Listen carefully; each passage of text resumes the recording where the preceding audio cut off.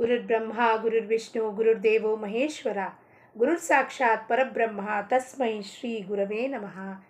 जयाच्या जनी जन्म नामार्थ झाला, जयाने सदा वास नामात केला. जयाच्या मुखी सर्वदा नाम कीर्ती, नमस्कार त्या ब्रह्म चैतन्य मूर्ती. ಶ್ರೀರಾಮ್ ಸಮರ್ಥ. ಎಲ್ಲ ಆತ್ಮಜ್ಯೋತಿಗಳಿಗೆ ಸಾಷ್ಟಾಂಗ ಪ್ರಣಾಮ. ಇಂದಿನ 14 ಆಗಸ್ಟ್ ಶ್ರೀ ಮಹಾರಾಜರ ಪ್ರವಚನ. ಶಾಶ್ವತ ಆನಂದವು ಕೇವಲ ಭಗವಂತನ ಹತ್ತಿರವೇ ಇರುತ್ತದೆ. ಯಾವ ಆನಂದನಪ್ಪ? ಶಾಶ್ವತ ಆನಂದ. ನಾವು ಅದಕ್ಕೆ ನಿಜಾನಂದ ಅನ್ಬೋದು, ಪರಮಾನಂದ ಅನ್ಬೋದು, ಪರಬ್ರಹ್ಮವಸ್ತು ಅನ್ಬೋದು, ಬ್ರಹ್ಮಾನಂದ ಅನ್ಬೋದು. ಎಲ್ಲ ಹೇಳಿದ ತಾತ್ಪರ್ಯ ಒಂದೇ. ಏನಪ್ಪ? ಈ ಒಂದು ಆನಂದ ಏನಿದೆಯೋ ವಸ್ತುರಹಿತ ಆನಂದ, ಯಾವ ವಸ್ತು ಮೇಲೆ ಅವಲಂಬಿತವಾಗಿಲ್ಲದ ಆನಂದಕ್ಕೆ ಶಾಶ್ವತ ಆನಂದ ಅನ್ನುತ್ತಾರೆ. ಜಗತ್ತಿನಲ್ಲಿಯ ಪ್ರತಿಯೊಬ್ಬ ಮನುಷ್ಯನು ತನಗೆ ಆನಂದ ಸಿಗಬೇಕೆಂದು ದೃಢಪಡಿಸುತ್ತಾ ಇರುತ್ತಾನೆ. ನಾವೆಲ್ಲರ ಏನು ಮಾಡ್ತಿರ್ತೀವಪ್ಪ? ನಿತ್ಯ ಬೆಳಗ್ಗೆ ಹೇಳೋದು, ನನಗೆ ಒಳಗೆ ಆ ಸೂಕ್ಷ್ಮದ ಏನಿದೆಯೋ ಅದಕ್ಕೆ ಆನಂದ ಬೇಕು, ಆನಂದದ ಹೊರತಾಗಿ ಇನ್ನೇನೂ ಬೇಕಾಗಿಲ್ಲ. ಆದರೆ ನಾವೇನು ಮಾಡ್ತೀವಿ? ಆನಂದ ಎಲ್ಲಿ ಹುಡುಕ್ತಾ ಇದ್ದೀವಿ? ಆ ಹಾದಿ ತಪ್ತಾ ಇದ್ದೀವಿ. ವಸ್ತು, ವಿಷಯ, ವ್ಯಕ್ತಿಯಲ್ಲಿ ಆನಂದವನ್ನು ಹುಡುಕ್ಲಿಕ್ಕೆ ಹೋಗ್ತಾ ಇದ್ದೀವಿ. ಅದು ಆನಂದ ಆಗದೇ ಸುಖ ದುಃಖಕ್ಕೆ ಈಡೇರಾಗತ್ತೆ. ಅದು ನಮಗೆ ಗಮನಕ್ಕೆ ಬರ್ತಿಲ್ಲ. ಇಷ್ಟೇ ಅಲ್ಲದೆ ಆನಂದ ಬೇಡೆನ್ನುವ ಮನುಷ್ಯನು ಸಿಗುವುದೇ ಇಲ್ಲ. ಯಾರು ಹೇಳ್ತಾರಪ್ಪ ನನಗೆ ಆನಂದ ಬೇಡ? ಎಲ್ಲರೂ ಹೇಳ್ತಾರೆ. ಮರ್ಸಿಡೀಸಿಂದ ಹಿಡಿದು, ಬಂಗ್ಲೋಯಿಂದ ಹಿಡಿದು, ತೋಟದಿಂದ ಹಿಡಿದು ಎಲ್ಲ ಸಿಕ್ಕಿದ್ರೆ ನನಗೆ ಆನಂದ ಸಿಗತ್ತೆ ಅನ್ನೋ ಧಡಪಡಿಕೆ ಮಾಡ್ತಾ ಇರ್ತಿರ್ತಾನೆ. ಯಾರೂ ನನಗೆ ಆನಂದ ಬೇಡ ಅಂತ ಹೇಳೋದಿಲ್ಲ. ಅಂದರೆ ಮನುಷ್ಯನಿಗೆ ಆನಂದವು ಬೇಕಾಗಿಯೇ ಇರುತ್ತದೆ. ಆದರೆ ಇಷ್ಟೆಲ್ಲ ಪ್ರಯತ್ನದಿಂದಲೂ ಅವನಿಗೆ ಆನಂದ, ಸಮಾಧಾನವು ಏಕೆ ತಾನೇ ಸಿಗಬಾರದು ಅನ್ನೋ ಪ್ರಶ್ನೆ ಕೇಳ್ತಾರೆ ಮಹಾರಾಜರು. ಏನಪ್ಪ ಇಷ್ಟೆಲ್ಲ ಧಡಪಡಿಕೆ ಮಾಡ್ತಿದ್ಯಾ ನೀನು? ಅಯ್ಯೋ ಇದು ತೊಗೋಬೇಕನ್ರಿ, 10 ಎಕರೆ ಗದ್ದೆ ತೊಗೊಂಡೆ, 10 ಎಕರೆ ಹೊಲ ತೊಗೊಂಡೆ, ತೋಟ ಮಾಡಿದೆ, ಅದು ಮಾಡಿದೆ ಕಣ್ರಿ, ವರ್ಷದ ಉತ್ಪತ್ತಿ ಇಷ್ಟಿದೆ ಕಣ್ರಿ, ಇಷ್ಟೆಲ್ಲ ಹೇಳ್ತಾ ಇದೆಯಾ, ಉತ್ಪತ್ತಿನೂ ಆಗ್ತಿದೆ. ಆದರೂ ಇಲ್ಲಿ ಏನೋ ಸಮಾಧಾನ ಆಗ್ತಿಲ್ವಲ್ಲಪ್ಪ. 10 ಎಕರೆ ಹೊಲ ಇದ್ದರೂ, ತೋಟ ಇದ್ದರೂ ಇಲ್ಲಿ ಒಳಗೆ ಸಮಾಧಾನ ಆಗ್ತಿಲ್ಲ, ಆಂತರಿಕ ಸಮಾಧಾನ ಯಾಕೆ ಅನ್ನೋದನ್ನು ಮಹಾರಾಜರು ಯಾಕೆ ಸಿಗಬಾರ್ದು? ಇದಕ್ಕೆ ಕಾರಣವೇನೆಂದರೆ ಈ ಶಾಶ್ವತ ಆನಂದವು ಕೇವಲ ಭಗವಂತನ ಹೊರತು ಬೇರೆ ಎಲ್ಲಿಯೂ ಸಿಗಲು ಶಕ್ಯವಿಲ್ಲದಿರುವುದರಿಂದ ಅವನ ಪ್ರಯತ್ನವು ವ್ಯರ್ಥವಾಗಿರುತ್ತದೆ. ಏನಪ್ಪ? ಈ ಒಂದು ಆನಂದ ನಾವೇನು ಹುಡುಕ್ತಾ ಇದ್ದೀವೋ ಅದು ಭಗವಂತನ ಹೊರತಾಗಿ ಯಾರ ಹತ್ರನೂ ಸಿಗೋದಿಲ್ಲ. ಯಾವ ವಸ್ತು ಹಿಂಗೆ ಹೋದರೂ ಸಿಗೋದಿಲ್ಲ. ನಿಮ್ಮ ತೋಟ ಎಲ್ಲ ಇಲ್ಲಿ ಬಿಟ್ಟು ಹೋಗಬೇಕಾಗತ್ತೆ. ಯಾವ ವ್ಯಕ್ತಿ ಹಿಂದೆ ಹೋದರೆ, ಆಪ್ತೇಷ್ಟರು ಅವ್ರ ಹಿಂದಿಂದ ಇವರಿಂದ ಹೋಗ್ತಿದ್ದೀನಿ, ಅವರು ಏನೂ ಕೊಡಲಿಕ್ಕಾಗಲ್ಲ. ಯಾಕೆಂದರೆ ಅವರು ICUದಲ್ಲಿ ಬರಲಿಕ್ಕೆ ಸಾಧ್ಯತೆ ಇಲ್ಲ. ICU ಡೋರ್ ಅವರಿಗೂ ಬಾಗಿಲು ಹಾಕಿಬಿಡುತ್ತೆ. ಅಲ್ಲಿಂದ ಎಂಟ್ರಿ ಝೋನಲ್ಲಿ ಅವ್ನು ಮಾತ್ರ ನಮ್ಮ ಜೊತೆಗಿರ್ತಾನೆ, ಹೊರಗೂ ಅವನ ಜೊತೆ ನಮ್ಮ ಜೊತೆಗಿರ್ತಾನೆ. ICUನಲ್ಲೂ ಅವನೊಬ್ಬನೇ ಇರೋನು. ಯಾರು? ಶಾಶ್ವತ ಆನಂದ ಕೊಡೋನು ಪರಮಾತ್ಮ. ಅವರೆಲ್ಲ ನಿಂತಿರ್ತಾರೆ, ದುಡ್ಡು ಖರ್ಚು ಮಾಡ್ತಾರೆ, ಅವರಲ್ಲೂ ದುಡ್ಡು ಕಟ್ತಿರ್ತಾರೆ. ಅಯ್ಯೋ ಉಳಿಲಪ್ಪ, ಅದು ಮಾಡ್ಲಪ್ಪ ಅಂತ ಅವರು ಗೋಳಾಡ್ತಿರ್ತಾರೆ. ಆದರೆ ಅವ್ರಿಗೆ ಅಷ್ಟೇ ಸೀಮಿತವಾದ ಅಧಿಕಾರ ಇದೆ. ಸೀಮಿತ, ಅಸೀಮಿತ ಅಧಿಕಾರ ಯಾರಿಗಿದೆ ಕಾಪಾಡೋದು? ಇದನ್ನು ಪರಮಾತ್ಮ. ಅಂದರೆ ನಾನು ಯಾರ ಹಿಂದೆ ಹೋಗಬೇಕು? ಆ ಪರಮಾತ್ಮನಿಂದ ಹೋಗಬೇಕು, ಜಗತ್ತಿಂದ ಹೋಗಬಾರದು. ಹಾಗಂದರೆ ನೀವು ಹಿಂಗೆ ಮಾತಾಡಿದ್ರೆ ನಿಮಗೆ ಜಗತ್ತು ಯಾರೂ ಸಹಾಯ ಮಾಡೋದಿಲ್ಲ, ಅದು ಭ್ರಮೆ. ನನಗೆ ಯಾರೂ ಸಹಾಯ ಮಾಡೋದಿಲ್ಲ ಅನ್ನೋದು ಭ್ರಮೆ. ಸ್ವತಃ ರಾಮನೇ ಬಂದು ಸಹಾಯ ಮಾಡ್ಲಿಕ್ಕೆ ನಿಂತಿದ್ರೆ ಅವನ್ನೆಲ್ಲರನ್ನೂ ಜೋಡಿಸಿ ನಿಲ್ಲಿಸ್ತಾರಪ್ಪ. ಇಲ್ಲಿ ನಿನಗೆಲ್ಲರನ್ನೂ ಜೋಡಿಸಿ ನಿಲ್ಲಿಸ್ತೀನಿ, ನೀನು ನನ್ನನ್ನು ನೆನೆಸ್ತಿರ್ತೀಯ, ನಿನಗೇನು ಬೇಡ ತಾನೇ, ಅವರನ್ನೆಲ್ಲ ನಾನು ಕೂಡಿಸ್ತೀನಿ, ನಿನ್ನ ಸುತ್ತಮುತ್ತಲೂ ನಿನಗೆ ಅವ್ರು ಸಹಾಯ ಮಾಡ್ತಾರೆ, ನಿನ್ನನ್ನು ಅವ್ರು ನೋಡ್ಕೋತಾರೆ. ಅಂದಮೇಲೆ ನಾನು ಯಾರು ಬೆನ್ನು ಹತ್ತಬೇಕು? ರಾಮನ ಬೆನ್ನು ಹತ್ತಬೇಕು. ಆನಂದಕ್ಕಾಗಿ ನನಗೆ ಭಗವಂತನು ಬೇಕೆಂದು ಮನಃಪೂರ್ವಕ ಅನಿಸಬೇಕು. ಹಾಗೂ ಅದಕ್ಕಾಗಿಯೇ ನಾವೆಲ್ಲರೂ ನಮ್ಮ ನಾಮ ತೆಗೆದುಕೊಳ್ಳುವುದು ಅವಶ್ಯವಿರುತ್ತದೆ. ಆನಂದಕ್ಕಾಗಿಯೇ ನನಗೆ ಬೇಕು, ರಾಮ ನನಗೆ ಬೇಕು, ಅದು ಮನಃಪೂರ್ವಕವಾಗಿ ನಿಶ್ಚಯ ಆಗಬೇಕು. ಇವತ್ತು ಬೇಕ್ರಿ, ಹೌದ್ರಿ, ಯಾಕೆ ಇವತ್ತೇನೋ ಮನೆಯಲ್ಲಿ ಗೋಳಾಟ ಆಯಿತು, ಮನಸ್ಸಿನ ನೆಮ್ಮದಿ ಹಾಳಾಯ್ತು ರೀ, ಅದಕ್ಕೆ ಸತ್ಸಂಗಕ್ಕೆ ಹೋಗಿ ರಾಮನ ಹತ್ರ ಒಂದು ಸ್ವಲ್ಪ ಹೊತ್ತು ಕೂಡೋದು. ಆಮೇಲೆ ಮತ್ತೇನು ಮತ್ತವ್ರೆ ಅಮ್ಮ ಬಾರಮ್ಮ ಅಲ್ಲಿ ಹೋಗೋಣ ಇವಾಗ ಪಿಜ್ಜಾ ತಿನ್ಕೊಂಬರೋಣ ಅಂದ್ಕೊಳ್ಳೆ ರಾಮನ್ ಬಿಡೋದು, ಪಿಜ್ಜಾ ತಿನ್ನಕ್ಕೆ ಓಡೋಗ್ಬಿಡೋದು. ಅವಾಗ ರಾಮ ಬೇಕಾಗೋದಿಲ್ಲ. ಪಿಜ್ಜಾ ತಿನ್ನೋ ಮುಂದೆ ಎಲ್ಲ ಮರ್ತು ಹೋಗ್ಬಿಟ್ಟಿರುತ್ತೆ. ನಾಲ್ಗೆ ಚಾಪಲ್ಯ ಎಲ್ಲ ಮರೆಸ್ಬಿಡತ್ತೆ ನಮಗೆ. ನಾಮಸ್ಮರಣೆನೂ ವಿಸ್ಮರಣೆ ಆಗೋಗತ್ತೆ. ಮನಸ್ಸನ್ನು ಭಗವಂತನ ಚರಣದಲ್ಲಿ ಗಟ್ಟಿಯಾಗಿ ಇಡಬೇಕು. ಹಾಗೂ ದೇಹವನ್ನು ಪ್ರಾರಬ್ಧದ ಪ್ರವಾಹದಲ್ಲಿ ಬಿಟ್ಟು ಬಿಡಬೇಕು. ಈ ದೇಹಕ್ಕೆ ಏನೋ ಒಂದು ಆಗ್ತಿರತ್ತೆ. ಶೀತ ಆಯಿತು, ಕೆಮ್ಮಾಯಿತು, ನೆಗಡಿ ಆಯಿತು, ಡಯಾಬಿಟೀಸ್ ಆಯಿತು, ಅದಾಯಿತು, ಇದಾಯಿತು, ಏನು ಬೇಕಾದ ಹಾಕ್ಕೊಂಡು ಹೋಗಲಿ. ಸ್ಪಾಂಡಿಲೈಟಿಸ್ ಆಯಿತು, ಆರ್ಥ್ರೈಟಿಸ್ ಆಯಿತು, ಏನು ಬೇಕಾದವ್ರು ಆ ಪ್ರವಾಹದಲ್ಲಿ ಬಿಟ್ಬಿಡ್ರಿ. ಅದನ್ನು ಗುಳಿಗೆ ತೊಗೊಳ್ರಿ. ರಾಮ ನೀನು ಕೊಟ್ಟಿದ್ಯಪ್ಪ ಇದನ್ನು, ನಾನು ಗುಳಿಗೆನೂ ನಿನ್ನ ಹೆಸರಲ್ಲೇ ತೊಗೋತೀನಿ. ರಾಮ ಏನಂತೀವಿ ನಾವು, ವೈದ್ಯೋ ನಾರಾಯಣೋ ಹರಿಹಿ ಅಂದ್ಬಿಟ್ಟು ಗುಳಿಗೆ ತೊಗೋಬೇಕು. ಮುಗೀತು ಕೆಲಸ ಅಲ್ಲಿಗೆ. ಅದ್ರ ಪಾಡಿಗೆ ಅದ್ರ ಕೆಲಸ ಔಷಧಿ ಮಾಡ್ತಿರತ್ತೆ. ನಮ್ಮ ಪಾಡಿಗೆ ನಾವು ಇರಬೇಕು ಆನಂದದಿಂದ. ಯಾಕೆ ಇದು ದೇಹಕ್ಕೆ ಆಗ್ತಿದೆ, ಮನಸ್ಸಿಗೆ ಏನೂ ಆಗಬಾರದು. ಅದಕ್ಕೇನು ಮಾಡಬೇಕಪ್ಪ, ಅವನ ಚರಣದಲ್ಲಿ ಗಟ್ಟಿಯಾಗಿ ನಾವು ಅಂದರೆ ಏನು ಫೋಟೋನ ಹಿಡ್ಕೋಬೇಕು, ಮೂರ್ತಿನ ಹಿಡ್ಕೋಬೇಕು ಅಲ್ಲ. ಮನಸ್ಸಿಂದ ಅವನನ್ನು ಒಬ್ಬನ್ನೇ ಒಳಗಿಟ್ಕೊಂಡು ಬಾಕಿ ಎಲ್ಲರನ್ನೂ ಕಿತ್ತು ಹಾಕಬೇಕು. ಅಂದರೆ ಚರಣವನ್ನು ಗಟ್ಟಿಯಾಗಿ ಹಿಡ್ಕೊಳ್ಳೋದು ಅಂತ ಅರ್ಥ. ಇಲ್ಲರಿ ನಾವು ಆಫೀಸಿಗೆ ಹೋಗ್ತೀವಿ, ಹೆಂಗೆ ಇಡೀ ದಿವಸ ದೇವ್ರ ಮನೆಯಲ್ಲಿ ಮೂರ್ತಿ ಪಾದ ಹಿಡ್ಕೊಳ್ಳಿಕ್ಕಾಗತ್ತೆ? ಅದು ಅಲ್ಲ ತಾತ್ಪರ್ಯ. ಏನಪ್ಪ ಅದು ಹೇಳೋದ ಅರ್ಥ ಅಂದರೆ, ಮನಸ್ಸಿಂದ ಅವನ ಚರಣವನ್ನು ಹಿಡ್ಕೊ ನೀನು, ಮನಸ್ಸಿಂದ ಅವನ ವಚನಗಳನ್ನು ಹಿಡ್ಕೊ, ಮನಸ್ಸಿಂದ ಅವನ ಬೋಧನೆಗಳನ್ನು ಹಿಡ್ಕೊ ನೀನು. ಅಂದರೆ ಗಟ್ಟಿಯಾಗಿ ಈ ಸಮಯದಲ್ಲಿ ಏನೋ ಗೊಂದಲಕ್ಕೆ ಈಡಾಗ್ತಿದೆ ಮನಸ್ಸು. ಅಪ್ಪ ತಂದೆ ಸದ್ಗುರುನಾಥ, ಇದಕ್ಕೊಂದು ಉಪಾಯ ಹೇಳಪ್ಪ ನೀನಿದ್ದಿದ್ರೆ ನನ್ನ ಕಣ್ಮುಂದೆ ನೀನೇನು ನನಗೆ ಹೇಳ್ತಿದ್ದೆ, ಅಥವಾ ಆ ಜ್ಞಾನವನ್ನು ನೀಡು ಈ ಗೊಂದಲದಿಂದ ಆಚೆ ಬರೋಕ್ಕೆ ಅಂದ ಕೂಡಲೇ ಅವನು ಹೇಳಿದ್ದೆಲ್ಲ ಪಾಠ ಎಲ್ಲ ಪಟಕ್ಕಂತ ಕಣ್ಮುಂದೆ ಬಂದು ನಿಂತ್ಕೊಂಡ್ಬಿಡತ್ತೆ. ಅವಾಗ ನೀವೇನು ಮಾಡ್ತೀರಾ, ಆ ಗೊಂದಲಕ್ಕೊಂದು ಸೊಲ್ಯೂಷನ್ನು. 10 ಜನನ ಕೇಳೋದಿಲ್ಲ, ರಾಮನ್ ಕೇಳ್ತೀರಾ, ಸದ್ಗುರುನೇ ಕೇಳ್ತೀರಾ. ಯಾಕೆಂದರೆ ಸದ್ಗುರುದ ಹೊರತಾಗಿ ನಿಮಗೆ ಯಾವ ಸೊಲ್ಯೂಷನ್ ಯಾರೂ ಕೊಡ್ಲಿಕ್ಕೆ ಸಾಧ್ಯ ಇಲ್ಲ. ಪ್ರಾಪಂಚಿಕ ಜನ ನಮ್ಮ ಒಂದು ಗೋಳಾಟ ಹೋಗಿದರೆ, ನನ್ನ ಗೋಳಾಟ ಹೋಗಿದರೆ ನಿಮಗೆ ಬೋಧನೆ ಮಾಡ್ಬೋದು, ಅಥವಾ ನಿಮಗೊಂದು ಅಡ್ವೈಸ್ ಮಾಡ್ಬೋದು. ನಮ್ಮದೇ ಗೋಳಾಟ ಹೋಗಿಲ್ಲ ಅಂದರೆ ನಿಮಗೆ ಬೋಧನೆಯಲ್ಲಿ ಮಾಡೋದು ಬಂತಲ್ಲಿ. ನಾನು 100 on 100 ಇದ್ದರೆ ನಿಮಗೆ ಹೇಳ್ಬೋದು, ನೀವು ಹಿಂಗೆ ಪಾಠ ಕಲಿಬೇಕ್ರಿ, 100 on 100 ಸಿಗೋದು. ನನಗೆ 0 ಮಾರ್ಕ್ಸ್ ಸಿಕ್ಕಿದ್ರೆ ನಾನು ನಿಮ್ಗೆ ಹೆಂಗೆ ಹೇಳಲಿಕ್ಕೆ ಸಾಧ್ಯ ರೀ, ನೀವು 10 on 10 ತೆಗಿಬೇಕು ಅಲ್ಲ. ಅದಕ್ಕೆ ಮೊದಲು ನಾವೇನು ಮಾಡಬೇಕು, ನಾನು ಸಾಧನೆ ಮಾಡಬೇಕು, ಗಟ್ಟಿಯಾಗಿ ಹಿಡ್ಕೋಬೇಕು ಅವನನ್ನು. ಒಮ್ಮೆ ಅದು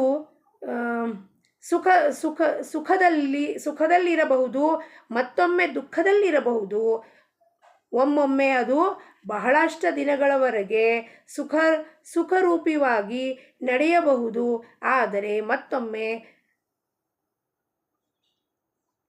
ಮಧ್ಯದಲ್ಲಿ ಆಘಾತ ಹೊಂದು ಮುಳುಗುವ ಅವಸ್ಥೆ ಬರಬಹುದು. ಒಮ್ಮೊಮ್ಮೆ ಏನಾಗತ್ತಪ್ಪ, ಸುಖದಲ್ಲಿ ವಾ ವಾ ವಾ ವಾ ವಾ ಅನ್ನಿಸ್ತಾ ಇರ್ತದೆ, ಉಬ್ಬೋಗಿರತ್ತದು. ದುಃಖದಲ್ಲಿ ಬಂದಾಗ ಆಗಲೇ ನಮಗೆ ದುಃಖ ರೀ. ಬೇರೆಯವ್ರು ನೋಡ್ರಿ, ನಾವು ಆಗಲೇ ಹೆಂಗೆ ಮಾತಾಡ್ತೀವಿ ಅಂದರೆ, ನಮಗೇನು ದುಃಖ ಆಗೋದು ಜಗತ್ತಿನಲ್ಲಿ ಎಲ್ಲರಿಗೂ ಆಗಬೇಕು. ಅವಾಗ ಈ ಮನಸ್ಸಿಗೆ ಸಮಾಧಾನ ಆಗುತ್ತೆ. ನಾನು ದುಃಖಿ ಇದ್ದೀನಿ, ಇನ್ನೂ 10 ಜನ ದುಃಖಿ ಇದ್ದಾರೆ. ಹೆಂಗೆ ಮಾತಾಡ್ತಿರ್ತೀವಿ ಅನ್ನಂದರೆ, ನಮಗೆ ಆ ವಿವೇಕನೇ ಇರೋದಿಲ್ಲ. ಮೊದಲನೇ ಮಾತು ಕೊಟ್ಟಿದ್ರು ಅದು ಜಾಗೃತ ಆಗಿಲ್ಲ. ಅದಕ್ಕೆ ನೋಡ್ರಿ, ನಮಗೆ ದುಃಖ ಬಂದಿದೆ, ಬಾಕಿ ಯಾರಿಗೂ ಇಲ್ಲ ನೋಡ್ರಿ ದುಃಖ, ನಮಗೆ ಯಾಕೆ ಕೊಟ್ಟಿದ್ದಾನೆ ಭಗವಂತ ಅಂದರೆ ನಿಮ್ಮ ಮನಸ್ಸಿನ ಮಾತೇನು, ನಮಗೇನು ದುಃಖ ಬಂದಿದೆಯೋ ಅದು ಬೇರೆ ಜನಕ್ಕೂ ಬರಬೇಕು. ಅವಾಗ ಈ ಮನಸ್ಸಿಗೆ ಖುಷಿ ಆಗದಾ, ನಾನು ದುಃಖಿ ಇದ್ದೀನಿ, ಅವನು ದುಃಖಿ ಇದ್ದಾನೆ, ನನಗೂ ಡಯಾಬಿಟೀಸು ಅವನಿಗೂ ಡಯಾಬಿಟೀಸು. ಯಾರೋ ಒಬ್ಬರು ಹೇಳಿದ್ರು, ನೀವು ಅದನ್ನು ಹಾಗೇನಿರೋದಿಲ್ಲ ರೀ, ಏನು ಎಲ್ಲರಿಗೂ ಇವಾಗ ಕಾಮನ್ ಇದೆ, ಎಲ್ಲರಿಗೂ ಮೈಗ್ರೇನ್ ಕಾಮನ್ ಇದೆ, ಡಯಾಬಿಟೀಸ್ ಕಾಮನ್ ಇದೆ, ಡಿಪ್ರೆಷನ್ ಕಾಮನ್ ಇದೆ. ಎಲ್ಲರೂ ಗುಂಡಿದಲ್ಲಿ ಬೀಳ್ತಾರೆ ಅಂದರೆ ನಾವು ಹೋಗಿ ಬೀಳ್ಬೇಕೇನ್ರಿ ಮಹಾರಾಜ್? ಎಲ್ಲರೂ ಗುಂಡಿದಲ್ಲಿ ಬೀಳ್ತಾರೆ ಹೋಗ್ಬಿಟ್ಟು, ನಾನು ಅವ್ರ ಜೊತೆ ಗುಂಡಿದಲ್ಲಿ ಬೀಳಬೇಕಾ? ಅಥವಾ ವಿವೇಕದಿಂದ ಇದು ನನಗೆ ಬೇಕಾಗಿಲ್ಲ ಪರಮಾತ್ಮ, ನಾನು ತಪ್ಪು ಮಾಡಿದ್ದೀನಿ, ನನಗೆ ಇದರಿಂದ ಬಿಡುಗಡೆ ಹೊಂದಿಸು ಅಂತ ಅಂತೀನೋ, ಅಥವಾ 100 ಜನ ಕುರಿ ಸಂತೆದಲ್ಲಿ ನಾನು ಒಂದು ಕುರಿಯಾಗಿ ಆಯಿತು, ಅವರಿಗೂ ಇದೆ, ಇವರಿಗೂ ಇದೆ, ನನಗೂ ಇದೆ ಗೋಳಾಟ. ಅದು ಅಲ್ಲ. ಅದಕ್ಕೆ ಸದ್ಗುರು ಬೇಕು ನಮಗೆ. ಈ ಬೋಧನೆ ತಿಳ್ಕೊಬೇಕು ಅಂದರೆ ನೀನು ಕುರಿ ಮಂದಿಗೆ ಸೇರಬೇಡಪ್ಪ, ಹುಲಿ ಮರಿ ಆಗಪ್ಪ ನೀನು ಅಂತ ಹೇಳ್ತಾನೆ ಗುರು. ಅಲ್ಲಿಂದ ಅವ್ರಿಂದ ಬೇರೆ ಪಡಿಸಿ ನೀನು ಒಂಟಿಯಾಗಿ ನಿಂತ್ಕೋ. ಜಗತ್ತಿನಲ್ಲಿ ಎಲ್ಲರಿಗೂ ಏನಾಗ್ತಿದೆ, ನನಗೂ ಆಗ್ತಿದೆ. ಜಗತ್ತು ಕೊಚ್ಕೊಂಡು ಹೋಗ್ತಾ ಇದೆ, ನಾನು ಕೊಚ್ಕೊಂಡು ಹೋಗ್ತೀನಿ. ಅಲ್ಲ, ಜಗತ್ತಿನ ಪ್ರವಾಹದ ವಿರುದ್ಧವಾಗಿ ನೀನು ಈಜಾಡು. ಅಂದರೆ ಭಗವಂತನ ನಾಮದಲ್ಲಿರು, ನಿನಗೆಲ್ಲ ಬೋಧನೆ ತಿಳಿಯತ್ತೆ, ಈ ಜಗತ್ತು ಹೆಂಗೆ ನಡೆಯತ್ತಪ್ಪ ಅಂತ ಹೇಳ್ತಾರೆ. ಆದರೆ ಅದರ ಯಾವುದೇ ಅವಸ್ಥೆಯಲ್ಲಿ ನಮ್ಮ ಆನಂದವು ಸ್ಥಿರವಾಗಿಯೇ ಉಳಿಯುವುದು. ನೀವು ಎಲ್ಲ ಜನರು ಬಹಳ ಉತ್ತಮರಿರುತ್ತೀರಿ, ಭಗವಂತನ ನಾಮ ತೆಗೆದುಕೊಳ್ಳುತ್ತೀರಿ ಎಂದು ನನಗೆ ತಿಳಿಯುತ್ತದೆ. ಆದರೆ ನಿಮಗೆ ನಾಮದ ಪ್ರೇಮ ಬರದಿರುವುದನ್ನು ನೋಡಿ ನನಗೆ ಬಹಳ ವಿಷಾದವೆನಿಸುತ್ತದೆ. ನಿಮ್ಮಲ್ಲಿ ಪ್ರತಿಯೊಬ್ಬರೂ ಮನಃಪೂರ್ವಕ ನಿಶ್ಚಯ ಮಾಡಬೇಕೆಂದರೆ ನನಗೆ ನಾಮದ ಪ್ರೇಮ ಬರುವಲ್ಲ ಏನು ಅಡ್ಡಿ ಬರುತ್ತದೆ? ನನಗೆ ನಾಮದ ಪ್ರೇಮ ಬರ್ತಾ ಇಲ್ಲ. ಮಹಾರಾಜರು ಏನಂತಾರೆ, ನೀವೆಲ್ಲ ಉತ್ತಮರಿದ್ದೀರಿ, ಎಲ್ಲರೂ ಚೆನ್ನಾಗಿದ್ದೀರಾ, ಒಳ್ಳೆಯರಿದ್ದೀರಾ, ಎಲ್ಲರೂ ನಾಮಸ್ಮರಣೆ ಮಾಡಿರುತ್ತೆ, ಅದು ನನಗೆ ಗೊತ್ತಾಗತ್ತೆ, ನೀವು ಮಾಡೋದು ನಾಮಸ್ಮರಣೆ ನನ್ನ ತನಕ ಮುಟ್ಟತ್ತೆ. ಆದರೆ ಏನಪ್ಪ, ನೀವೇನು ಭಗವಂತನ ನಾಮ ತಗೊಳ್ತಿದ್ದೀರೋ ಅದರಲ್ಲಿ ನಿಮಗೆ ಪ್ರೇಮ ಉಂಟಾಗ್ತಿಲ್ಲ, ರುಚಿ ಬರ್ತಿಲ್ಲ. ನೀವೇನು ಒಂದು ಬೇಜಾರು ಹೋಗ್ಲಾಡ್ಸಕ್ಕೆ ನಾಮಸ್ಮರಣೆ ಮಾಡ್ತೀರಾ, ಗೋಳಾಟ ಹೋಗ್ಲಿಕ್ಕೆ ನಾಮಸ್ಮರಣೆ ಮಾಡ್ತೀರಾ, ಇಲ್ಲ ಸಂಕಟಗಳನ್ನು ಪಾರು ಮಾಡುವಂಥ ಆ ಶಕ್ತಿನ ಖರ್ಚು ಮಾಡ್ತಿದ್ದೀರಾ ನಾಮಸ್ಮರಣೆ ಮಾಡಿ. ಇದಕ್ಕೋಸ್ಕರ ಮಾಡ್ತೀರ, ನನಗೆ ರಾಮ ಬೇಕು ಅನ್ನೋದು ಒಳಗಿಂದ ತಳಮಳ ನಿಮಗೆ ಬರ್ತಿಲ್ವಲ್ಲಪ್ಪ, ಅದನ್ನು ನೋಡಿ ನನಗೆ ದುಃಖ ಆಗುತ್ತೆ, ವಿಷಾದ ಆಗತ್ತೆ ಅಂತಾರೆ ಸಂತರು. ಸತ್ಪುರುಷರಿಗೆ ಏನು ವಿಷಾದ ಆಗತ್ತಪ್ಪ ಅಂದರೆ, ಈ ಜೀವಕ್ಕೆ ಅರ್ಥ ಆಗ್ತಿಲ್ವಲ್ಲಪ್ಪ, ಪ್ರಪಂಚದ ಕೊಚ್ಚೆಯಲ್ಲಿ ಹೊರಳಾಡ್ತಿದೆ, ನರಳಾಡ್ತಿದೆ, ಬೆಂದು ಹೋಗಿದೆ, ಆದರೂ ಕೂಡ ಇದಕ್ಕೆ ನನ್ನ ನಿಜ ಆನಂದ ಪರಮಾತ್ಮನ ಹೊರತಾಗಿ ಯಾರಲ್ಲೂ ಇಲ್ಲ ಅನ್ನೋದು ಯಾಕೆ ಅರ್ಥ ಆಗ್ತಿಲ್ಲಪ್ಪ ಅಂತ ಅವ್ರು ಪುನಃ ಅವತಾರ ತೊಗೊಂಡು ಬರ್ತಿರ್ತಾರೆ, ಹೇಳ್ತಿರ್ತಾರೆ. ನಾವು ಗೋರ್ಕಲ್ಲ ಮೇಲೆ ಮಳೆ ಸುರಿದಂತೆ ಸರ್ವಜ್ಞ ಅಂದ್ಬಿಟ್ಟು ನಾವು ಹಾಗೆ ಗೋರ್ಕಲ್ಲಿನ ಥರ ಬದುಕ್ತಾ ಇದ್ದೀವಿ. ಬದಲಾಗಬೇಕು ಅನ್ನೋದು ಮನಸ್ಸಿನಲ್ಲಿ ವಿಚಾರ ನಿಶ್ಚಯನೂ ಮಾಡೋದಿಲ್ಲ. ಅವ್ರು ಹೇಳ್ತಾರೆ, ನೀವು ನಾಮಸ್ಮರಣೆ ಮಾಡ್ತೀರಾ, ಆದರೆ ಅದರಲ್ಲಿ ಪ್ರೇಮ ಇಲ್ಲ, ನನ್ನ ತನಕ ಮುಟ್ತಿಲ್ಲ ಅಂದರೆ ನನಗೆ ಗೊತ್ತಾಗತ್ತೆ ನೀವು ಮಾಡ್ತಿದ್ದೀರ, ಆದರೆ ನನ್ನ ತನಕ ಮುಟ್ತಿಲ್ಲ. ಅದು ಯಾಕೆ? ಪ್ರೇಮದಿಂದ ಕೂಗು ಹಾಕೋದಿಲ್ಲ ನೀವು ರಾಮನಿಗೆ. ರಾಮ, ಹೇ ದಯಾನಿಧೆ, ದಯಾಸಾಗರ, ಕರುಣಾಕರ, ತೀವ್ರವಾಗಿ ದರ್ಶನವನ್ನು ನೀಡು ಅಂತ ಮೋಕ್ಷ ಪ್ರಾಪ್ತಿಯ ಗುಟ್ಟಿನಲ್ಲಿ ನಾವು ಓದ್ತೀವಿ. ಅಂದರೆ ಏನು ಆರ್ತತೆಯಿಂದ ನಾವು ಅವನಿಗೆ ಕೂಗಬೇಕು. ಹೇ ರಾಮ, ಹೇ ದಯಾಸಾಗರ, ಹೇ ಕರುಣಾನಿಧೆ, ನಿನ್ನ ತೀವ್ರವಾಗಿ ದರ್ಶನವನ್ನು ಕೊಡು, ನಿನ್ನ ದರ್ಶನವಿಲ್ಲದೆ ನನಗೆ ಚೈನೇ ಇಲ್ಲ ಅಂತ ನಾವು ಆ ಮೋಕ್ಷ ಪ್ರಾಪ್ತಿಯ ಗುಟ್ಟಲ್ಲಿ ಹೇಳಿದಾಗ ಕಣ್ಣಲ್ಲಿ ನೀರು ಬರುತ್ತೆ. ಯಾಕಪ್ಪ? ಆ ಆರ್ತತೆಯಿಂದ ನಾವು ಕರಿಬೇಕು ನನ್ನ ರಾಮನ್ನ. ಏನೋ ಕಷ್ಟ ಇದೆ, ಅದನ್ನು ಕಷ್ಟ ಅವನೇ ಕೊಟ್ಟಿರೋದು, ಮತ್ತು ಅವನ ಹತ್ರನೇ ಹೋಗಿ ಕೇಳಬೇಕಾನೆ ಇದನ್ನು ಸಾಲ್ವ್ ಮಾಡು ಅಂತ. ಕಷ್ಟ ಏನಕ್ಕೆ ಕೊಟ್ಟಿದ್ದಾನೆ? ನನ್ನನ್ನು ಪರೀಕ್ಷೆ ಮಾಡಲಿಕ್ಕೆ ಆ ಕಷ್ಟಗಳನ್ನು ಕೊಟ್ಟಿದ್ದಾನೆ.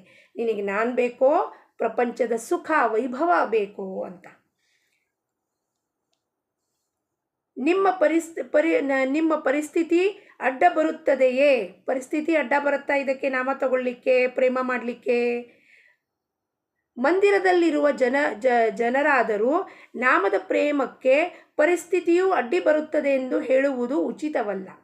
ಮಂದಿರದಲ್ಲಿರುವ ಯಾರಿದ್ದಾರೋ, ಮಂದಿರದಲ್ಲಿ ಆಶ್ರಮದಲ್ಲಿ ಅವರು ಅಡ್ಡಿ ಬರೀ ನೋಡ್ರಿ, ಇಡೀ ದಿವಸ ನಮಗೆ ಮಂದಿರದಲ್ಲಿ ಕಸ ಹೊಡಿಬೇಕು, ಆಶ್ರಮದ ಕೆಲಸ ಮಾಡಬೇಕು, ಯಾವಾಗ್ರಿ ನಾಮ ತಗೋಬೇಕು ಅಂತ ಈ ಹೇಳೋದು ಮಾತು ಉಚಿತವಲ್ಲ.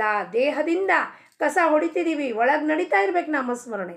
ದೇವ್ರ ಪಾತ್ರೆ ತೊಳಿತಿದ್ದೀವಿ, ಒಳಗೆ ಶ್ರೀರಾಮ್ ಶ್ರೀರಾಮ್ ಶ್ರೀರಾಮ್ ಶ್ರೀರಾಮ್ ನಡೀತಿರ್ಬೇಕು. ಮಂದಿರದ ಕಸ ಹೊಡಿತಿದ್ದೀವಿ, ಎಲ್ಲರಿಗೂ ಎಲೆ ಬಡಿಸ್ತಾ ಇದ್ದೀವಿ, ಅವಾಗ ಶ್ರೀರಾಮ್ ಶ್ರೀರಾಮ್ ಶ್ರೀರಾಮ್ ಶ್ರೀರಾಮ್ ಶ್ರೀರಾಮ್. ನೀರು ಬಡಿಸುವಾಗ ಶ್ರೀರಾಮ್ ಶ್ರೀರಾಮ್ ಶ್ರೀರಾಮ್ ಶ್ರೀರಾಮ್ ಶ್ರೀರಾಮ್. ಉಚ್ಚಿಷ್ಟ ಎಲೆಗಳು ತೆಗಿತಿದ್ದೀವಿ, ಶ್ರೀರಾಮ್ ಶ್ರೀರಾಮ್ ಶ್ರೀರಾಮ್ ಶ್ರೀರಾಮ್. ಅಡುಗೆ ಬಡಿಸೋವಾಗ ಶ್ರೀರಾಮ್ ಶ್ರೀರಾಮ್ ಶ್ರೀರಾಮ್ ಶ್ರೀರಾಮ್. ಕೆಲಸ ದೇಹ, ಕ್ರಿಯಾ ದೇಹ ಮಾಡ್ತಾ ಇದೆ, ಮನಸ್ಸೇನು ಮಾಡ್ತಿದೆ? ಮನಸ್ಸು ನಾಮ ತಗೊಳ್ತಾ ಇರಬೇಕು.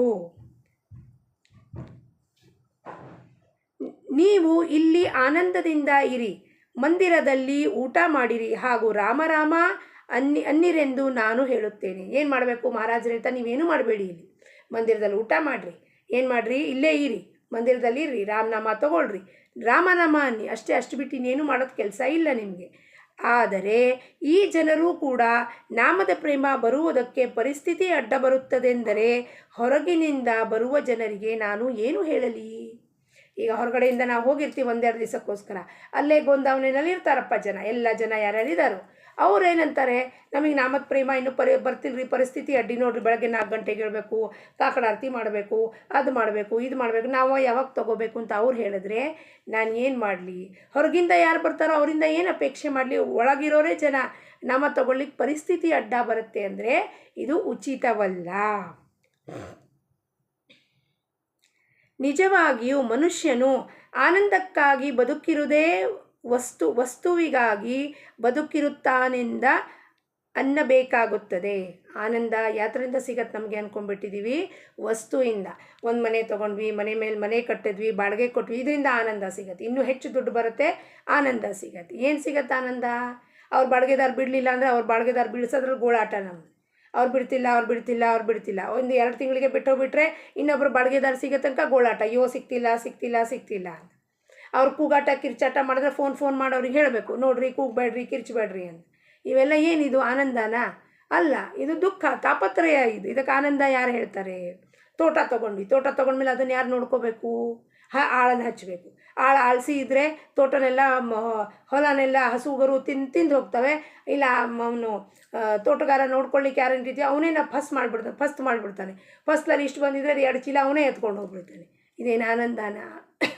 ಇದೇ ದುಃಖ. ವಸ್ತುವು ಸತ್ಯವಾಗಿರದೆ ಇರುವುದರಿಂದ ಅದರ ರೂಪವು ಅಶಾಶ್ವತವಾಗಿರುತ್ತದೆ. ಇವತ್ತಿದ್ದ ವಸ್ತು ನಾಳೆ ನಮ್ಮ ಹತ್ರ ಇರಲ್ಲ, ಅಂದರೆ ಅದರ ರೂಪ ಏನಾಗಿದೆ? ಅಶಾಶ್ವತ. ಅಂದರೆ ಅದರಿಂದ ಪ್ರಾಪ್ತವಾಗುವ ಆನಂದ ಕೂಡ ಅಶಾಶ್ವತವಾಗಿರುತ್ತದೆ. ನಿಜವಾದ ಆನಂದವು ವಸ್ತುವಿನಲ್ಲಿರದೆ ವಸ್ತುವಿನ ಆಚೆಯಾಗಿರುತ್ತದೆ. ವಸ್ತುರಹಿತ ಏನಪ್ಪ? ಈ ಯಾವುದಾರೇ ವಸ್ತು ಆಗಿರಲಿ, ಯಾವುದಾರೇ ಪರಿಸ್ಥಿತಿ ಆಗಿರಲಿ, ಯಾವುದಾರೇ ಒಂದು ನಾವು ಹೋಗ್ತೀವ, ಈಗ ಮಾಡ್ತೀವಪ್ಪ, ಈಗೇನಪ್ಪ ಹೇಳ್ತೀವಿ, ಇದು ನಿರೂಪಣ ಮಾಡಿದ್ವಿ. ಈ ನಿರೂಪಣ ಕೇಳೋದು ಕೂಡಲೇ ಎಲ್ಲರೂ ವಾ ಅಂದ್ಬಿಡಬೇಕು, ಎಲ್ಲರೂ ನಮ್ಮನ್ನು ಹೊಗಳ್ಕಾಟ ಮಾಡಬೇಕು. ಇದೇನಿದೆ? ಇದು ವಸ್ತು ಸಹಿತ ಆನಂದ. ಆದರೆ ಇದು ರಾಮಚರಣ ಕರ್ಪಣೆ ಮಾಡಿದ್ಮೇಲೆ ಒಬ್ಬರು ಕೇಳ್ತಾರೋ, 10 ಕೇಳ್ತಾರೋ, 50 ಕೇಳ್ತಾರೋ, 100 ಕೇಳ್ತಾರೋ, 1000 ಕೇಳ್ತಾರೋ, ಯಾರೂ ಕೇಳಲಿಕ್ಕೆ ಇಲ್ಲ. ಅದು ರಾಮನಿಚ್ಛೆ. ಅದು ವಸ್ತುರಹಿತ ಆನಂದ. ವಸ್ತು, ವಿಷಯ, ವ್ಯಕ್ತಿ ಮೇಲೆ ನಮ್ಮ ಆನಂದ ಅವಲಂಬಿತ ಇದ್ದರೆ, ಅಯ್ಯೋ ನಾನು ಪೋಸ್ಟ್ ಮಾಡಿಬಿಟ್ಟಿದ್ದೀನಿ, ಯಾರೂ ಕೇಳೇ ಇಲ್ಲ, ಇದನ್ನು ಏನು ಉಪಯೋಗ ಆಯ್ತು ನಾನು ಹೇಳಿದ್ದು? ಏನು ಉಪಯೋಗ ಅಲ್ಲ. ನಾನು ಮನವರಿಕೆ ಮಾಡ್ಕೋತಾ ಇರ್ತೀನಿ, ಮಹಾರಾಜರು ಏನು ಹೇಳಿದ್ದಾರೆ ಅದು ಹೇಳೋದ್ರಿಂದ ನನ್ನಲ್ಲಿ ಬದಲಾವಣೆ ಆಯಿತಾ? ನನ್ನ ಮನಸ್ಸು ಸ್ಥಿರ ಆಗ್ತಿದೆಯಾ? ನನ್ನ ಮನಸ್ಸಲ್ಲಿರೋ ಗೊಂದಲಾಟ ಹೋಯ್ತಾ? ನನಗೆ ಒಂದು ಕ್ಲಾರಿಟಿ ಬಂತಾ? ಜೀವನ ಅಂದರೆ ಏನು ಅಂತ ಅರ್ಥ ಆಗ್ತಿದೆಯಾ? ನನಗೆ ನಾನು ಚಿಂತನ ಮನನ ನಿಧಿಧ್ಯಾಸ ಮಾಡ್ಕೋತಾ ಇರ್ತೀನಿ.